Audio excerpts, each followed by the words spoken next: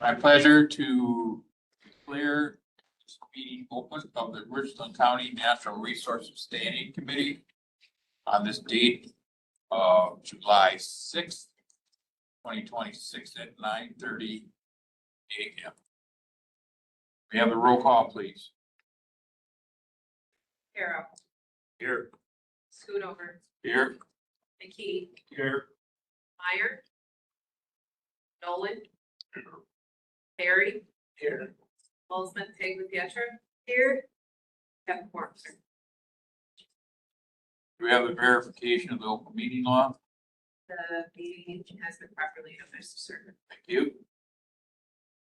Item number 4 is approval of the agenda. Just two notes before we do that. On the zoning petitions, petition A and petition D is held over till next meeting. Having said that, do I have a motion on the floor? I'll make that motion. Supervisor McKee and Supervisor Perry. All those in favor say aye. Nays? Approved. Approval of the minutes for the last meeting. I'll let you look that over for a few minutes. There's no additions or corrections. We will take as written. So number 6, public comments. Does anybody here have any comments? I don't have any people.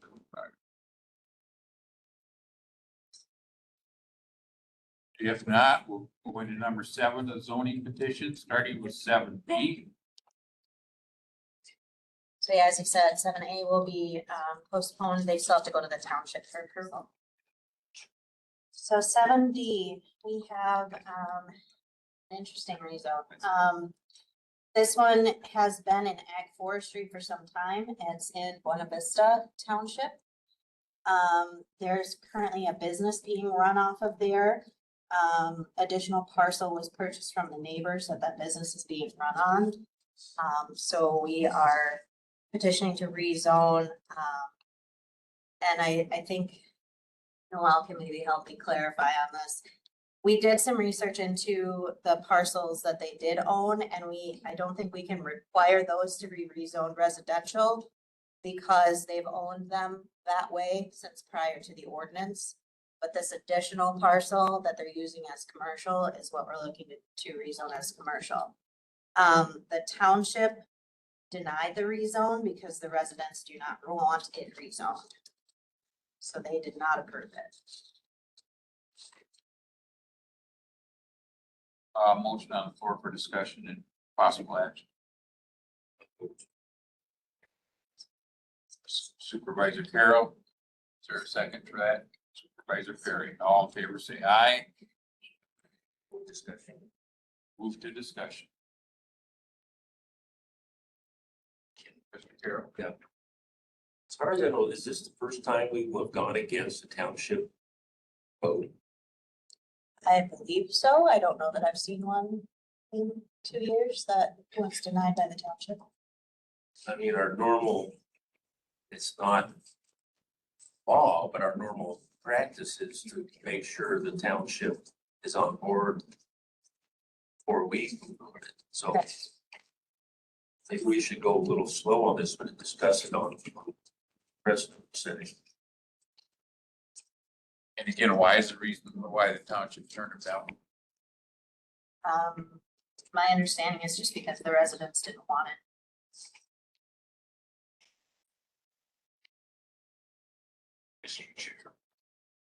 So if we approve this, are we over in the township? You guys have the final say on whether it gets rezoned or not. Well, technically county board, but they take your recommendation on it. You guys are the authority to make the decision. Yes, sir. So we own property, we've been on property for 40 years, owned the business for 30 years. Been through zoning multiple times on different things that we've had. This issue hasn't been brought up still now.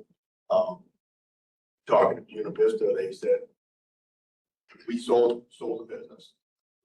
Renting the product for 5 years. So Univista said, well, in 5 years, what are we gonna do if he decides to move? What are we gonna do then? And so they suggested just an additional use permit. And then after 5 years, see what the new owner wants to do. But right now, he's renting, because the SBA, he's renting for 5 years, he has to. But after that's over, it's free to move it. So I guess the question that you all have is, after 5 years, do we come back here and have to rezone it, or what are we gonna do at that point? So that's kind of why they suggest a conditional use permit for the time being, and then go from there. We're kind of sitting at this point. That was not in the township minutes, so I guess we weren't aware that. I couldn't hear. That was not in the township minutes. All they said was that they did not approve, so I guess I wasn't aware that that was a conversation that happened. That's definitely an option for me. Or conditional use on That a junkyard, I'm sorry, junk. that. It's a potty? Potty? Yeah. Yeah. Is that unapproved use under a CUP? I don't believe that, I mean, it's a commercial business. It's not specifically called out as that type of business. But What's the downside to rezoning? Why not go ahead and rezone it commercial? What's it gonna cost? I mean, we have buildings on it, so if you go commercials, that means we have to redo, our bylaw. Well, our building's gonna have to be under commercial as far as, entrance ways are 36 inches or whatever commercial. So when it is, I have no idea. Is that an issue? I don't know. Is that gonna be an issue, or it's gonna cost us more money down the road because it's commercial, or, other than tax purposes, you know what I mean? Where I said, we've been in business for 30 years and haven't had, this issue we've had as far as changing it from, I can understand not being ag, whatever, because we bought it from the farmer, but I understand that part, but I'm not sure why it's going commercial, especially after 5 years. I'm not sure what's gonna happen, whether he moves off or not. That's my own issue, The land is currently used to just park the porta potties on. Oh, And the one building is just to park the trucks in. So they literally, nobody goes there except to get their truck, get the toilets, and leave the property. So it's literally almost like a vacant lot, except we park the toilets on. we don't have people coming in all day Right. long, we don't have that. That's not the type of We're business. not, yeah. Would rezone commercial cause any issues with having to do something with buildings? I don't think it'd be a problem. I'm not aware of anything. I mean, when we issue a new building permit, it would be potentially subject to UDC and building codes, but they're existing buildings, so there would be no You know, building new building. inspections, right? So I don't know that there would be a reason to look at any of those details. Mr. Chair. Supervisor Perry. I haven't been on the committee for too long, but it seems to me that in the past, when the township has acted on one of these, that we get a copy of their minutes. Which would They should maybe include it. explain where they're coming. It was in the packet. Yeah, the minutes are there. Yeah, it's part of the packet. Yeah. Each of the rezone, there's 3 things for the rezone. There's the cover letter, there's the zoning ordinance, and there's so I look up there, there's a packet. And it's in that, we always include the minutes. Did they not give a reason? It just said they. Yeah, there wasn't any explanation like they just said, so.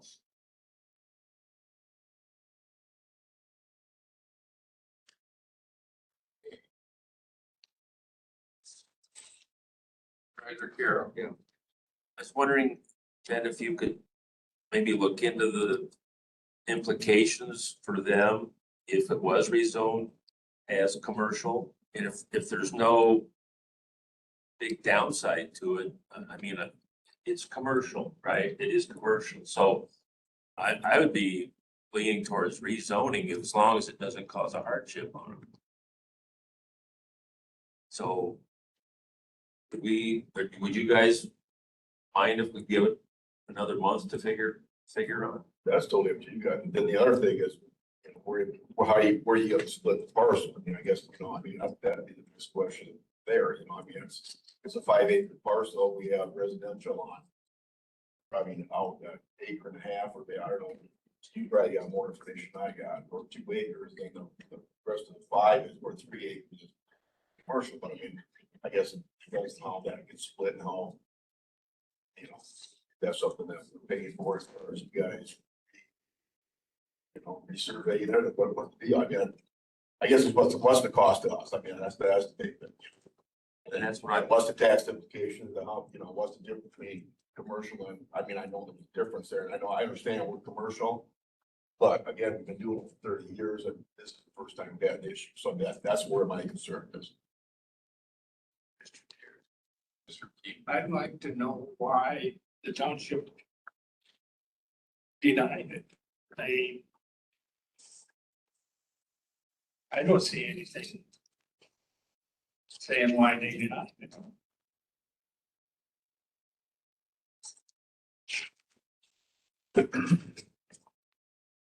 Mr. Chair, a little background. What's been happening the last year or two with zoning and this committee is that we're recognizing that there's been some parcels that weren't zoned correctly years ago. Sure. And so we're trying to catch up. So you just kind of got caught up in that. And so that's part of what's been going on. That's probably why it's just now coming up. And again, that's the only thing I have is, again, in 5 years. Is it gonna stay commercial, or if he moves out, am I gonna come back here in 5 years and try to get a rezoning? And what's the issue gonna be at that point? I mean, that's, this is gonna be a real, what's happens in 5 years, it's gonna be just a run around again, or what we're gonna do, I think that's what, is it gonna get back to residential or? Supervisor Wiseman. I'm kind of understanding that somebody else bought it. Yes. And so The that's what, bodies of the trucks. correct. And so what, I guess I own a business that takes up shop in different places too, and I move around on occasion, depending on how my business grows. And right now, I think the idea is that we want to just know what the situation is. And right now, they may pick up tomorrow, and then you're back to being residential. Correct. And before you would have been grandfathered in because it would have been before all the other stuff. So I guess personally, I'm looking at the conditional use that people are aware that it's being used differently. But then once they put a time limit on it, say, okay, after, 3 or 4 years or whenever their SBA stuff is done, then we need to look at if they're permanently going to be there, then it gets rezoned.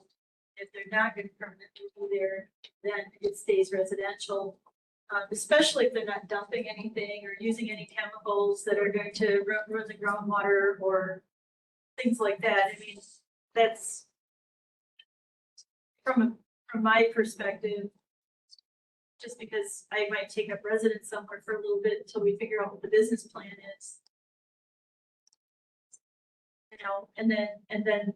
But then people are aware there needs to be a time limit on it, so that what the course of action would be after that period of time. And then once they've got to the point where the business is just theirs, then there will be maybe other decisions made. Yeah, we may sell it, I mean, if it's, that person may get sold, I mean, I don't want, again, it's a lot of things that unknown, I mean, it's. And I know that trying to comply is what we're trying to do. Right, With and what the I state understand, yeah. expects of us. So that might, just so that it's an awareness, and I appreciate the awareness. And when I read it too, it seemed a little different. So I just want to point out, it is all ag forestry right now. It's only about 3 acres, so it does not fit the ag forestry. So it should be rezoned into something else. As I mentioned, that residential portion was 1 acre when they bought it. The rule was 1 acre. It doesn't, we can't really force where the home is to be rezoned, but where the business was purchased in 2017 is still ag forest. Should really be changed out of that category. And it could be done, we could add the CUP to it and go to the township and get their approval to rezone it, that little parcel from ag forest to residential and a conditional use permit for the business, and it could be a limit for That's so many years. kind of what I was thinking too, is residential with the conditional use permit, and if it's going to stay commercial, then it goes into that different category after a period. Mr. Perry? Problem with just saying commercial is that you could have different uses there. This is obviously not heavily retail. Where you had a store, would be, you would have people coming. Right. And I understand that part of it, but it doesn't matter what kind of business, it's still a business, whether somebody's coming there all the time or you just got your stuff stored there. I It's still- understand, but my point is probably the conditional use. Right. Mr.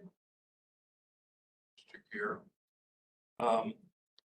Do CUPs not stay with the parcel even after change of ownership? So the way it's written right now, a CUP doesn't have an end time. It is continuous, so that probably Unless would it- not yeah. work. Well, you could put the condition on it that it is only good for so many years. Okay. well, You then have the, yeah, They'd have to pick what that duration is. correct, you bet, yeah. Well, they have at least up for 5 years. Oh, it is, sorry. And then- 5 years, that's big up. Yeah. He has an option to renew it, so I mean, I. Yeah. And if they're And gonna- then, and at that point, That would be, yeah, yeah, then we renew the CUP. right. Or explore other Or I'll go options. explore other options, yeah.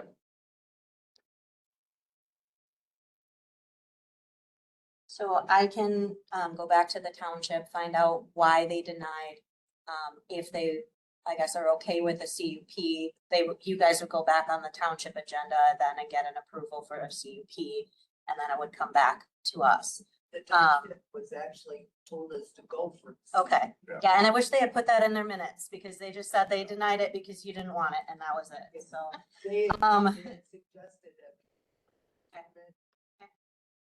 And then I can check with, the assessor on the tax implications of commercial and with the UDC inspector if there would be any additional things that would be required for that to be considered a commercial use building code wise. We'll revisit next month. Does that sound good? Okay, that's something that we need to vote on now then? Kira? Well, what's on the table is a motion to approve. Correct. So I think if we don't want to really approve it, we need to vote, but I'll say no. Mm-hmm. So Okay.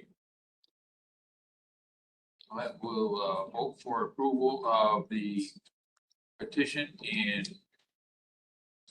B. All those in favor say aye. All those in nay, say nay. It's been turned down.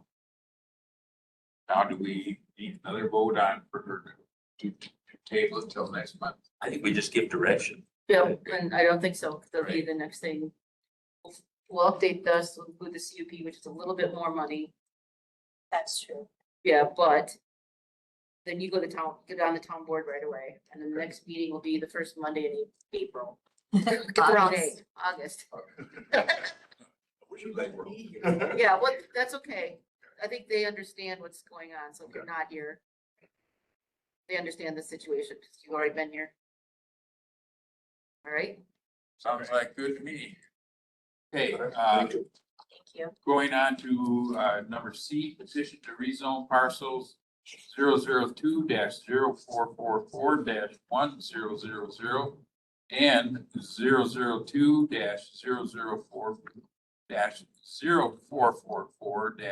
002-0444-2000.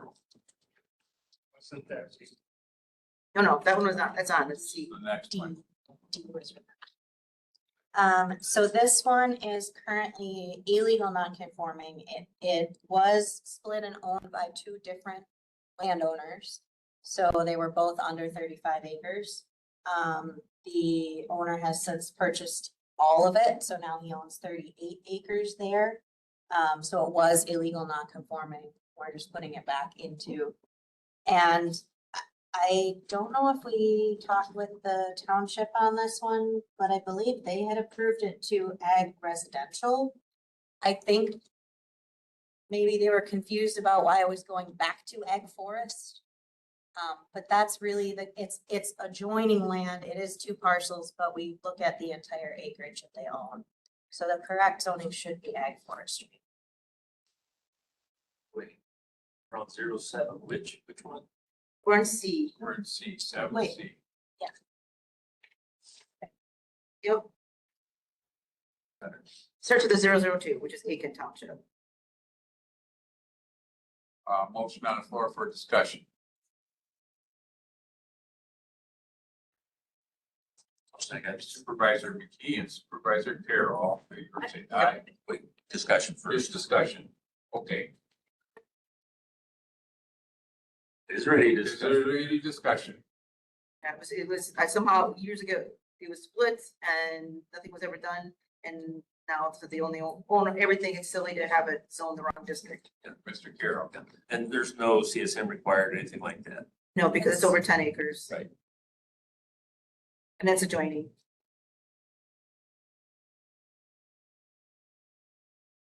Any other discussion?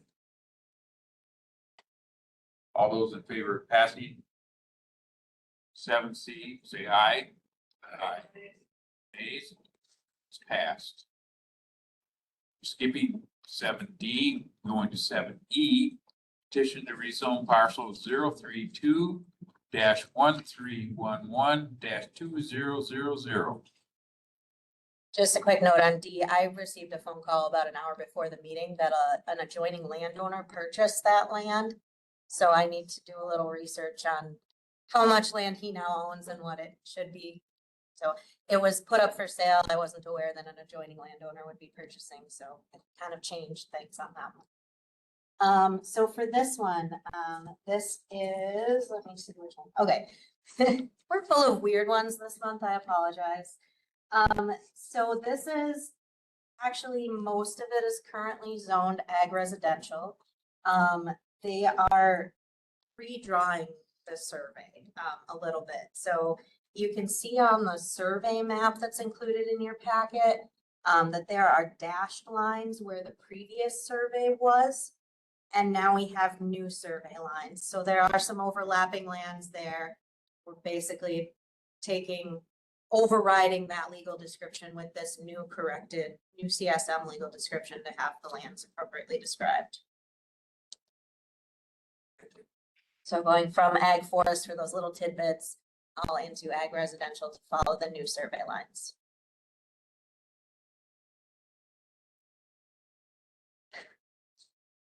Motion to discuss.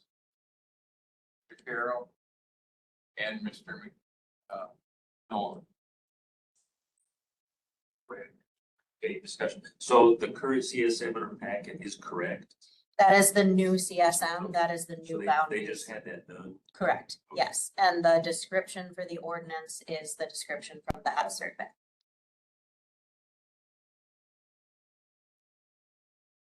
Any other comments regarding this one?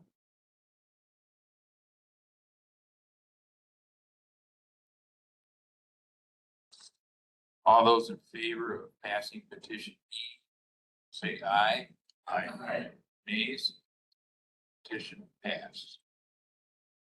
Going to F, 7F, petition to rezone parcels 020-3334-2000 and 020-4021-2000.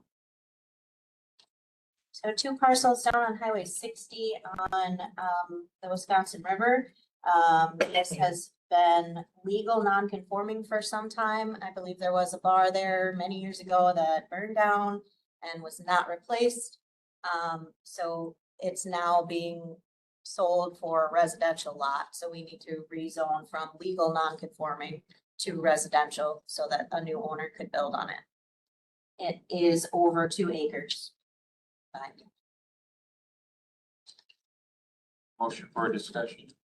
By Mr. Carroll and Mr. McKee. Mr. Carroll. Pull up the map, please. I wasn't clear which one was there and which one's right on the river. what's going on there. Sure. Yeah, only one of them was wrong one. It's not this one. No. Oh, sorry, yeah. Yeah, it's two parcels, they're right next to each other, and they're the ones right along the river, that's where the 4,000 comes in. Yeah, I only had highlighted, whoever printed the map only had highlighted the one parcel. Okay. So the one that's highlighted, and then the other legal The purple. non-conforming down below that goes all the way down to the river. There you go. So the blue and then all the purple right below it. Those two together make up, 2.16 acres, I believe. and you can build on the banks. There is enough room between the water setback and the highway setback and there, A it's septic. tight. It may require a holding tank.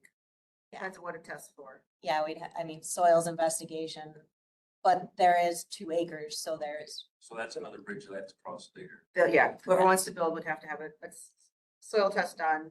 That would determine whether it could be an actual septic system or it'd have to be a holding tank. That's the site of the old Riverside Bar. Mhm. Yep. If you have any questions, the owners are here. We did have a protest. Okay. oh, you did. It's been a few years, but we did have. Yep, okay. What type of system? Or was it conventional? Okay, I'll have to see if we have that on file. Any other discussions? All those in favor of passing petition F, say aye. Aye. Nays? Petition is passed. On 7G, petition to rezone a portion or parcels of 020-0624-1000 and 020-0613-5000. So this is a split and rezone. There is a survey included in here. They're splitting off the house from the rest of the lands. There are enough acres remaining in ag forest. I believe the original was 65 acres. So the CSM is going to residential, 4.15 acres. It's right on the corner of Old Highway 80 and Highway 80. Motion for discussion. By Mr. Nolan and Mr. Perry.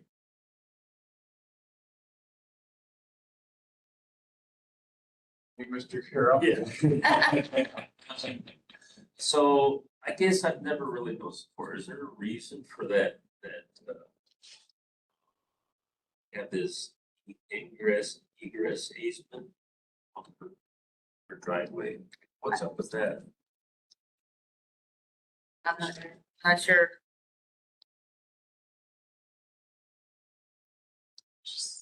Go ahead. Pam? Are you talking about the north? Portion? Yeah.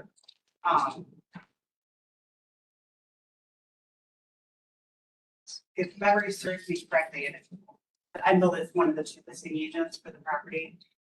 The other gentleman listing, he's the land expert, so I'm fairly new at this. I apologize. I guess the best way to learn is to get thrown in, but if I remember correctly, that is because they, there has to be access to the property behind it.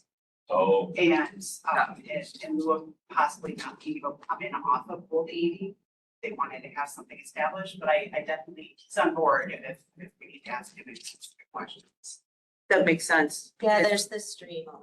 There's a stream along the bottom part and then you'd have to have some kind of crossing or something across the stream. And that's probably why they put the egress off of Highway 80, so they don't have to worry about that. So they it's can not actually, an issue for the rezone, I was just curious. Sure. It was. a lot of times that's what it is, because you can't landlock a parcel.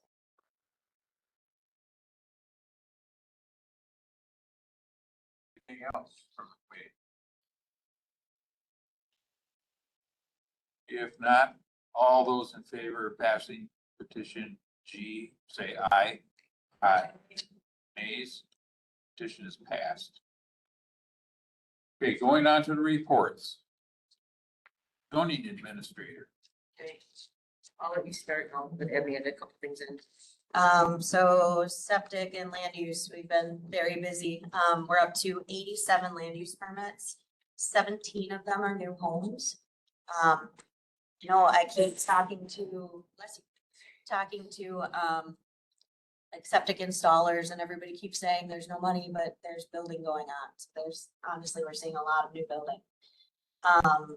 We're up to 40 sanitary permits. Again, 17 of those new. That doesn't always directly correlate with how many new homes, but right now it does. So, and 32 soil tests so far. I didn't look at how we lined up with last year, but I think we're about the same, maybe just a little bit ahead on the land use from last year. So, yeah, we've had a lot of septics and soil tests. Obviously, the last week has been a little slower with the rain.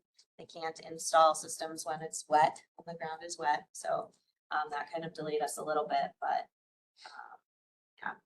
What else? It's 3-year maintenance stuff is now starting to come in. And through that process, we found out this land had 2 septic systems on it. One was attached to the house and one was had been attached to a mobile home on the property, and the mobile home was removed in 2019. And it hadn't been, and then all of a sudden we get the report, and well, looks at the report, and there's 1,000 gallons being pumped out of the one that's supposedly not used since 2019. We're like, so she looked, it was her, and Noelle looked it up, and anyway, now there's something sitting there. The guy lives in Alaska, so I sent a letter and saying, okay, first of all, you can't have 2, is there something hooked up to this? Because there's nothing, we have no land use permit, no reconnect sanitary. And then he called up and he goes, well, we use it for hunting, and I've got a park home there now.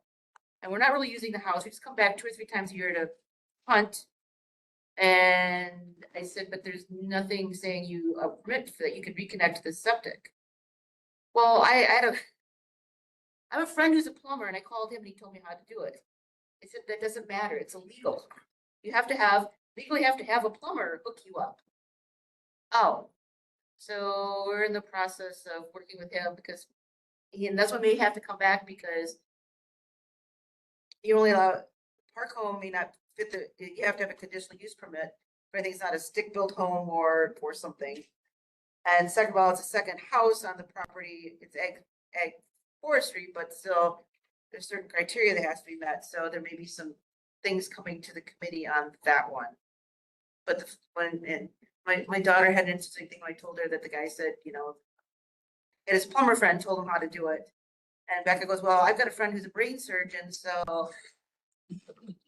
But I mean, it's just like, no, it's just not legal. That's the whole thing. Jen and I met via Teams with Tricia and Nathan Russell and Steve from Russell Law.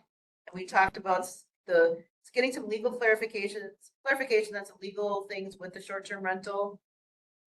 We may be bringing it back for discussion. At the next meeting, we may have one more meeting with them to just iron things out. And I talked with Natalie Straits, and maybe next month the first off, okay, we have 2 meetings in August for those who don't. We have a meeting on August, the first Monday in August, and then we have it on the 31st, which is actually the September meeting. For the new people, we have to meet 2 weeks before, this committee has to meet 2 weeks before the county board. The first Monday in September, of course, is always Labor Day, so we always meet the last Monday in August. So that'll be the September meeting. So she may have the draft plan, and we'll bring it here to discuss with you at the August. I can't think of anything else, but. That's it for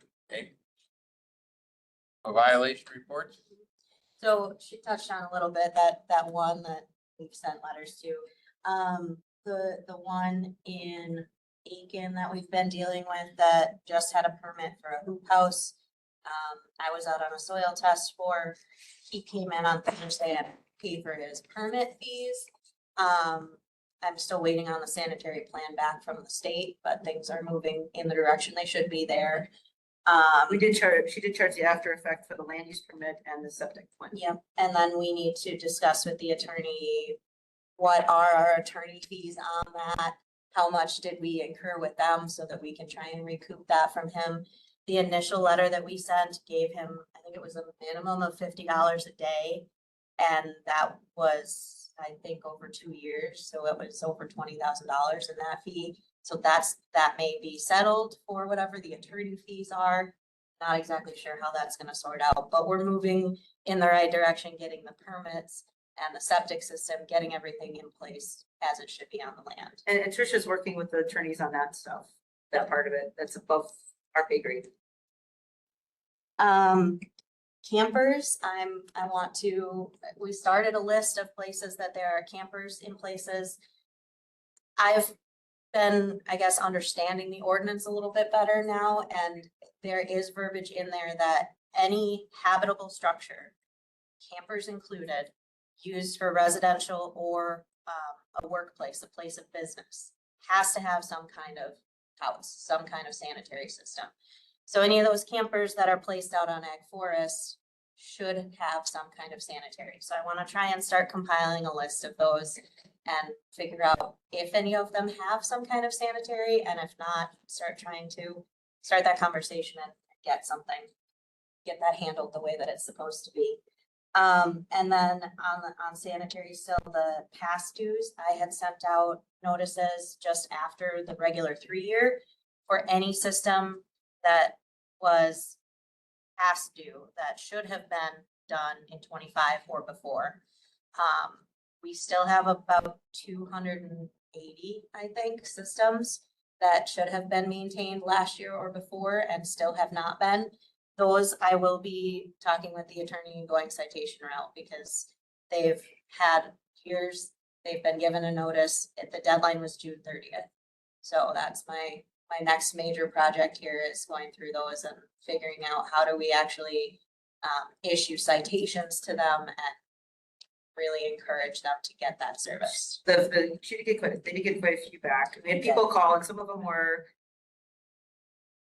we never got, it was done, and so the pumper had to send us the reports. And we charged a late fee, but we at least got the reports from those years, so. But I would say we probably have ballpark between 3,000 and 4,000 systems in the county. So we're under 10% non-compliance, which isn't terrible considering the turnover and, not necessarily being on top of sending out past due notices for the last few years and things as well. And I know a number of years ago, for several years, I can't tell you, I found this stuff. They did issue citations, the zoning issued citations for these types of things. So we just got to figure out the process, how we go about doing it, and go from there. That's all I have for violations. Questions? Moving on to the county conservatist. So Derek and Corey have been finishing up each county was asked they were given locations and to do either a livestock check, see if they're in compliance with livestock part of the performance standards, the NR1, Natural Resources 151 chapter. And then there was 3 that were cropland. So Derek and Corey are finishing them up. Actually, one of them, they went out to the guy, the livestock one, the guy's interested in fixing a problem that's out there. So that's a positive. But basically with that report, you say, okay, what's not in compliance and how much money it would take to get him into compliance with the NR 151 is more for the state to look at and give DNR to report to the legislators saying, hey, we really need this much money to take care of some issues that are out there. Derek is still working with DNR on the Ken Miller notice of discharge. There's progress being made, but it's slow, and we're trying to get that situation. For those, it was running off from the lot into this tube and into the ditch going onto the neighbor's property and making a real big mess. and it was rot from the lot and stuff. So working on fixing that. There was a pasture walk last Tuesday at Darren Mott's. Corey was kind of in charge of some of the stuff for that. She said it went really well. I didn't get a chance to talk to her because she was ill, but today, she said it went well. And the next pasture walk is August 4th. It's a two-part. It's basically both of our, there's a sheep operation, a goat operation. It's no fence collars. One is, it's called Whole View Farm. That's located in County M in Forest Township. And then just a few miles down the road, it's called Grass Valley Farmstead and just in Vernon County on County D. So there's going to be, it's a two-part meeting if anybody's interested in looking at pasture information. And like I said, this is a different one. This last one was beef, converting cropland to beef pasture, and this is sheep and goats and a different type of system. Last week, it was last week, yeah, no, the 25th. A week ago, we had they did the meeting for the well testing. With quite a few people that showed up. So some were the ones that had the wells tested and some of them weren't. So we paid, so the Crawford Stewardship Project got the money through a grant to do the project, to do this for the 3 counties, and part of it was the education event. We got paid for our time too, so I'll be getting a check for $2,000 to help pay for the food, the venue, the water, any supplies we did, our time. So that'll be coming in the next couple of weeks. So I'll deposit that. Derek's been working on, besides the other stuff, Derek's been working on construction survey design, and Corey's been working on the monitoring and making sure people are in compliance with nutrient management planning. We still got some product invasive species. We gotta start doing some, hopefully the weather holds out. We need to do some, clean boats, clean waters, to sit out at the boat landing and talk. The next thing is I gotta work on budget at the end of this week to turn into Trish. And I know there's not a lot of really extra money, but I want to bring up some things. Talk to her about possibly, it's not working today, it's Monday. See if there's any way, we can't get grant money to do more well testing, is there a way to come up with some funds to at least assist people in paying for well tests? So do another extension of this project to keep it going. That's all I've got on the land conservation part. Mr. Perry. The follow-up checks that Corey's doing, you said that they did 3 farms? 3 farms for this survey thing for the state are cropland. I think there was 11 or 12 that were livestock. Those points are randomly picked. That's what I was gonna ask. It's just a random thing? Just a random thing. They come up and they gave a point, and that's, go to that point and figure out what's going on. That's because it would be too much. There's no way to check every one. Right, I mean, you're talking lots of farms, so. Right. And some counties have more, depending on the size of the county, what type of. If you're agricultural county, if you're not, Thanks. Any other questions? Okay, moving on to the UW extension report. Well, good morning, everyone. Happy July. Hopefully you had a great 4th of July weekend. In the packet, you guys should have just the highlights for the educators for the last month. Like every month, I'm not gonna read those for you guys, but take a look at them. Today we have the 4-H program here to talk, so I'll let Carlene, Isaiah, take it away. All right. Hi, everyone. I'm Carlene Craddock, and I do the youth programs through Extension. If I haven't met you yet, I'm happy to talk with you more. If you have questions about what we do, I want to give a quick overview this morning. I kind of have a dual role. I'm an educator, so I provide educational programming for youth throughout the county, but I'm also a volunteer coordinator, and that really extends our outreach by working with volunteers, and they also, provide programming to youth. We are an outreach at the university, so we have a lot of great educational resources through UWMS. This summer, I have the privilege of working with Isaiah Courier. He is a former Richland County 4-H member, a student at UW Platteville studying ag education. And he is here through the AmeriCorps program. We have received some grant funding to be able to offer him some employment this summer. And also he's been doing a great job really doing some really creative outreach and youth programming. A few of the things that we've been doing, library programs. Not only we've done three so far at the Brewer Public Library, but Isaiah's working with libraries throughout the county. So he's reaching out to Viola, Lone Rock, Muscadet, and also we want to, do some programming up in Casanova. So we're reaching out to the county clerk there, did some programming there last year, and they were real excited to have that. So we have a library program on the go, we call it. So he's going to be working on that. We also are doing some collaborations with Parks and Rec this summer, doing some community events. One of our new collaborations is in the works, and we're kind of excited about is doing some programming with the kids at the Passages location to provide some education programming there. Other things going on in 4-H, we have summer camp coming up the end of the month, and we have a lot of kids that participate in that. Of course, the Richland County Fair later on this summer, and working with kids in preparing for that, as well as many other programs. I just grabbed the schedule off the bulletin board, but you can kind of see we have a pretty packed schedule. Most of these programs are offered by volunteers that work with the 4-H program. So lots going on throughout for the kids in Richland County.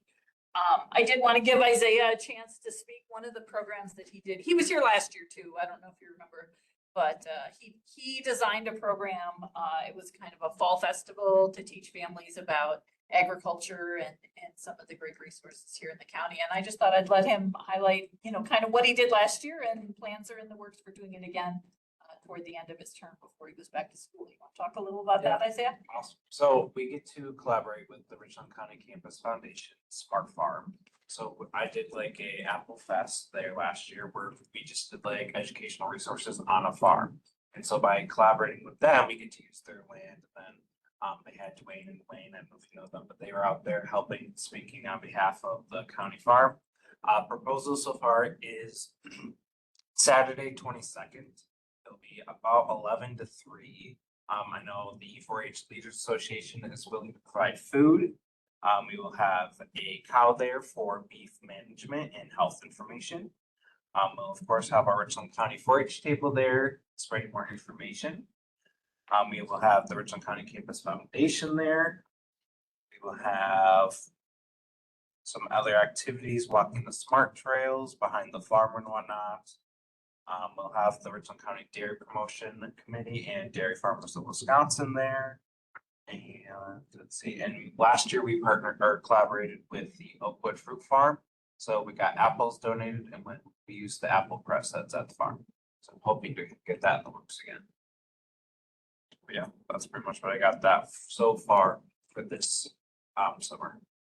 Last year you had about 10 different stations that families could go through, I think, and so some of those are still in the works. Yeah, and this is a free event, so we will be hopefully adding it out there for everyone to see. But this is a free event, anyone can show up to this. Yeah. Are you doing anything on the Smart Farm this summer? We were going to try to do the gardening program. I created a youth gardening program last year out there, and we did a garden. But for convenience, we did at the Smart Farm or the fairgrounds this year. Otherwise, I was going to try to do pumpkins out there, but it's a little late for that now. Okay. I asked because I'm vice president of the foundation. Oh, very nice. Yes, we haven't done anything out there this year yet. I'm hoping to do those. Yeah, it was a little harder for families, I think, or for kids to get out to there because of the transportation. So we wanted to do something a little closer to town. And they've had a good response, I think, with they're doing some container gardenings and different things out at the fairgrounds, to teach kids about gardening. Community grants. That would, if you apply for it, you get up to $3,000. That would probably defer some of your expenses if you apply for it. I think they've been given out this year. Those So- are the dollars that provide Isaiah. Yeah, that's the funding that helps provide this position, was a grant through the foundation, so we really appreciate that. And it has had a huge outreach, Right. as you can see from all the programs that we talked about today. So it's been. Right. It's like, I know the Lone Rock Library, because Derek and I didn't mention that, Derek and I, Corey did a soils presentation at the Lone Rock Library. They have a meeting, a little group, and we had like 20 kids came. It's like, it was like 11 o'clock on the Thursday, the last one we did. So I would just call and let them know, because they're always looking for people to talk. It's only like an hour, but Little Rock Library, and it's kids from little kids to big kids. So, and we did a presentation on soils, and then we had them plant some seeds. So just FYI. Sure. I'll admit I don't know. Where do you guys do the 4-H summer camp? It's up at Upham Woods, which is in Wisconsin Dells area. It's 5 counties that go together to do it. And it's an extension facility up there. It's a lot of 4 counties use that for their 4-H camping program. Thanks. Pretty neat camp. It's pretty neat. Been camping there for a lot of years. Yes. Question or comment? Thank you for your present. We will go on to item number 8E. I guess Julie could come. I will mention that Kevin was there. The Land Information Council met a couple weeks ago or so. And we're gonna meet again on, I remember the 29th, I think. End of this month, we're gonna meet, talk about, have more details on what projects we wanna look at doing for next year, the next grant, so we can get that stuff going. And then eventually the grant will probably come back through here, just so you guys know what's going on. One other thing that came up since the meeting, was there was a question on,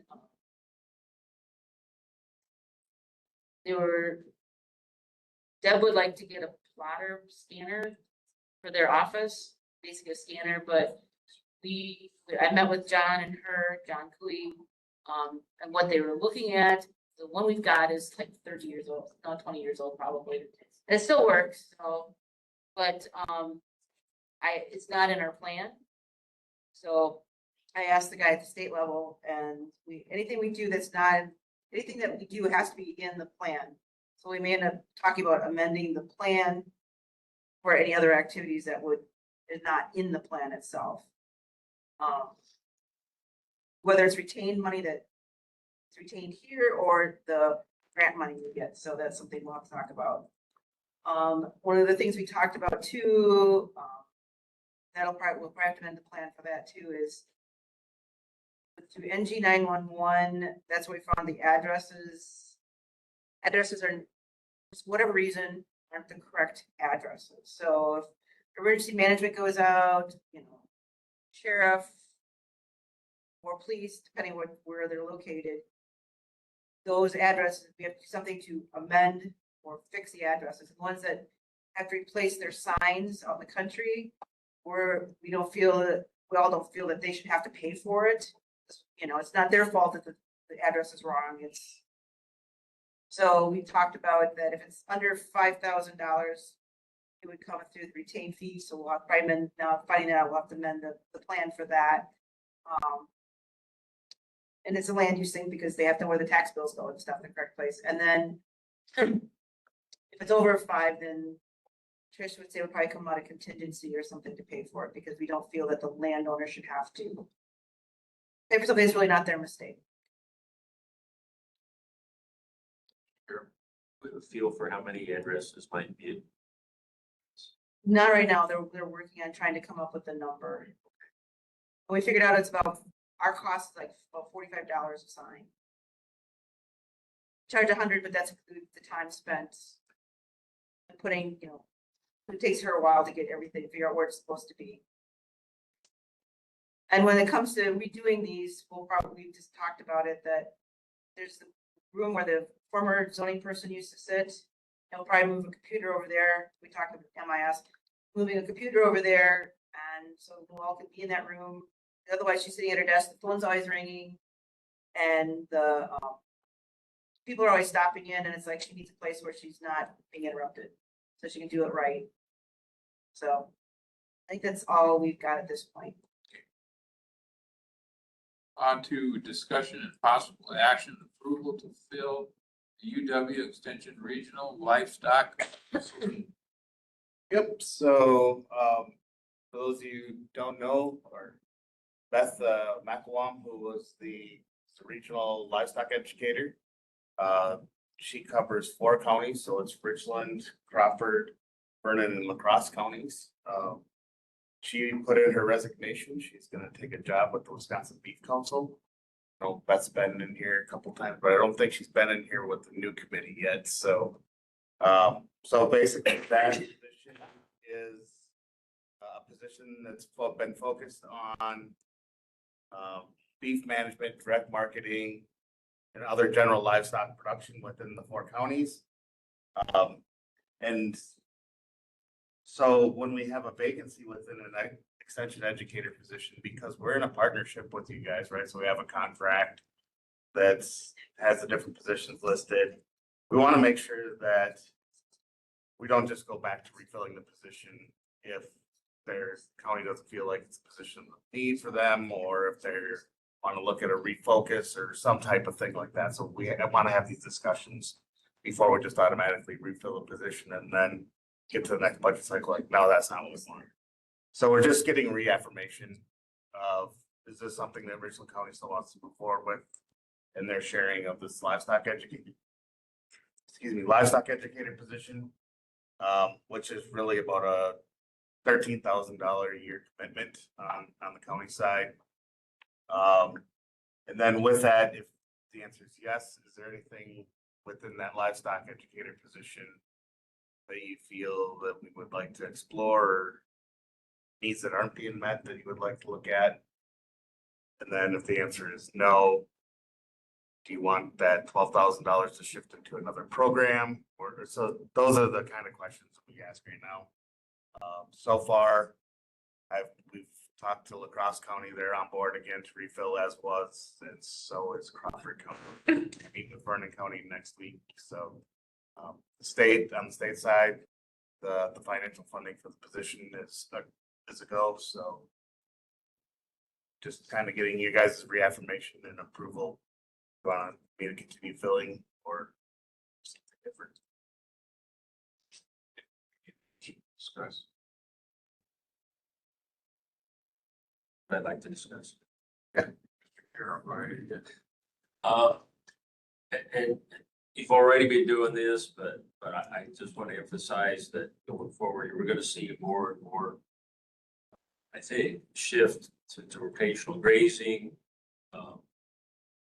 or sheep and goats. I mean, I've seen it all over the place. So the expertise and the emphasis on education, those kind of things needs to be a big part of that role, I think. Yep, and Beth has actually been involved in a couple different pasture walks and did some things. I don't know if Beth helped out at the first beef one, didn't she, Kathy? Sorry, what? Beth was at the first beef grazing workshop you guys had last summer, right? I think so, yeah. And then I know her and Sam, who's Anastasia's counterpart in Vernon, Crawford, and Richland, or Vernon, Crawford, and La Crosse. They've been doing some grazing workshops, kind of combining the two. And she just hosted in Gays Mills a sheep parasite control and did some Oh, I say, training. it's been Yeah. going on. I'm just, Yep. I think it's. It's true. It's that the small ruminant side of things, especially, I think, is really grown in this area. And we're fortunate enough that our statewide small ruminant specialist is actually housed in the Crawford County Extension Office. So we've been able to do some neat partnerships there. Do you want a motion to approve? Refilling the position? Yeah, Yes. I'll make that motion. I'll second. That was your comment. So you got a second or? All those in favor of approval of filling the UW Extension Regional Livestock position, say aye. Aye. Nays? It has been approved. Thank you. And then I don't think I will be here for the first Monday meeting. But the second one, I might have to put a note for both of us, Kathy. I know during this process, Steve had asked about we have a partnership kind of agreement or guidelines, basically. I did send it to Kathy, she's gonna put that in the administrative folder. But then maybe I'll take that second meeting in August, it's time to go over how our contract is structured and that partnership agreement, so you guys new on the committee have an understanding as we go into the budget process, what that looks like. Right, and I'm curious just to see a job description. Yeah. And if that could be possible, the reason it's just kind of part of my wheelhouse. I like to see how that looks and then, you know, if there's additions or corrections or something like that, but you know, considering that the position, she's only been there 2.5 years, I don't think it would be too out of date. No. For what's going on. And No. If you wanted, you'd send it to me and I could put it in Yeah. that folder too. Because it would just be interesting to see it and, you know, kind of be partners and.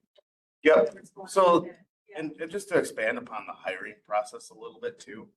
So once we get approvals here, we will actually put together a PBL. And I can actually send that out to all you guys so you have that as the position's being posted.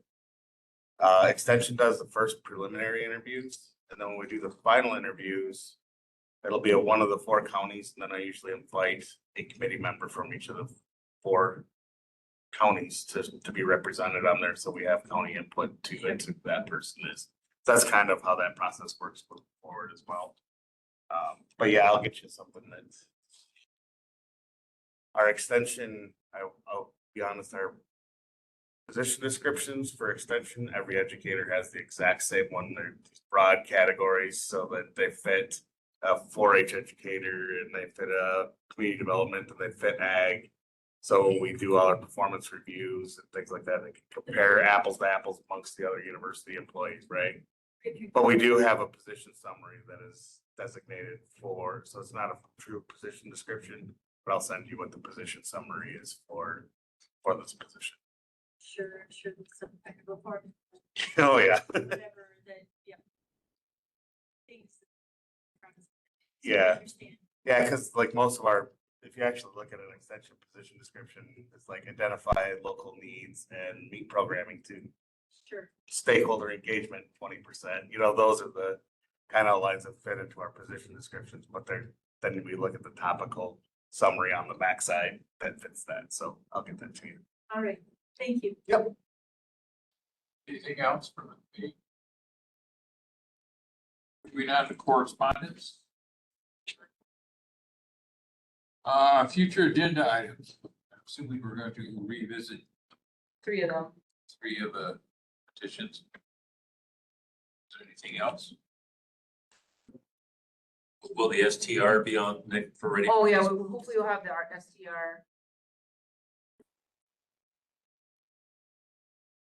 There's a meeting on the transmission lines, this week,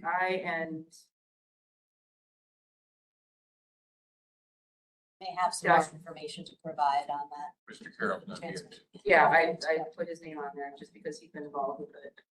That's kind of where I'm at too, is transmission lines. I'm very concerned and want to make sure that whoever we need to empower to make some of these decisions. I don't know if it's our committee or, our group, or if it's the townships or who does it to be able to, you know, We'll find out some more information on. we're not hearing anything back at all. No, this is the first time this is the first time we've heard something back.